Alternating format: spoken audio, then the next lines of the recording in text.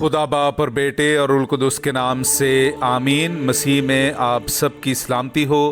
बहार colony coat Lakhpat Lahore से मैं एंड्रू इसाक आपके हुजूर रोज़मर्रा की तलावतें लेकर हाजिर होता हूँ।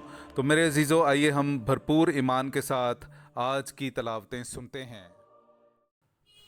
तू मलकी सादिक के रुतबा पर दायमन काहिन है।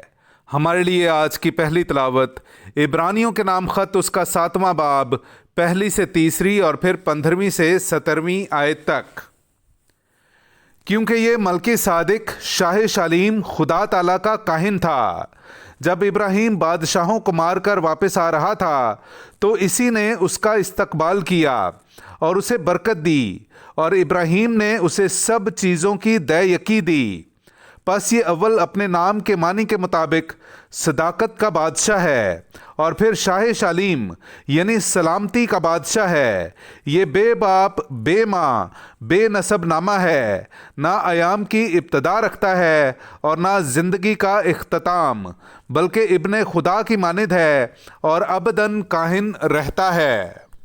और ये साफ तर जाहिर होता है जबकि मलकी सादिक की मानिद एक और काहिन मबऊस होता है, जो जिस्मानी अहकाम की शरीयत के मुताबिक नहीं बल्कि गैर फ़ानी ज़िंदगी की कुदरत के मुताबिक मुकर्रर हुआ है।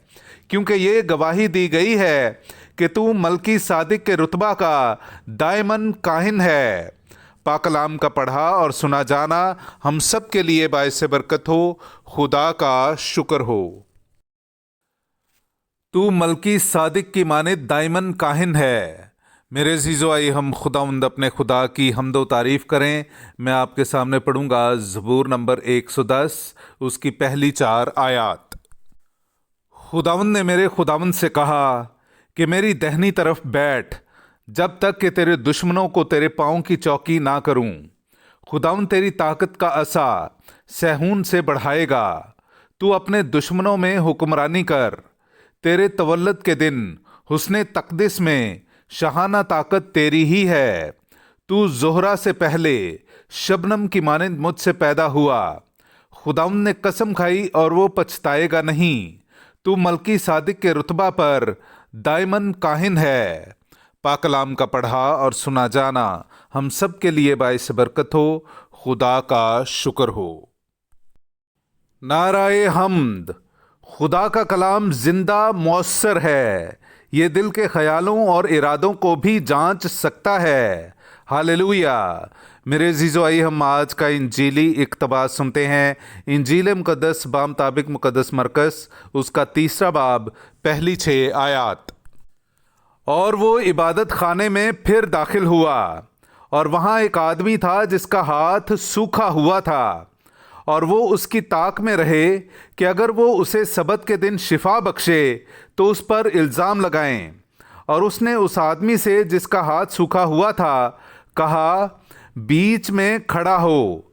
और उसने उनसे कहा कि सबत के दिन नेकी करना रवा है या बदी करना, जान बचाना या हलाक करना। मगर वो चुप रह गए। और उसने उन पर गुस्से से नज़र दौड़ाकर और उनकी संग दिली के सबब गमगीन होकर उस आदमी से कहा, अपना हाथ बढ़ा। उसने बढ़ा दिया और उसका हाथ बहाल हो गया।